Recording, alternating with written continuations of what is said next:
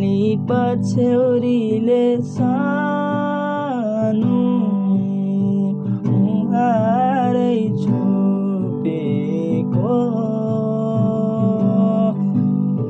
लाग्दछ बादलभित्र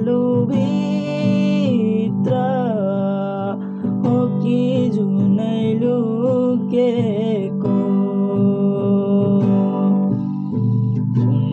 मलाई भन्छौ भने हजुर उज्यालो तिमी मेरो हो।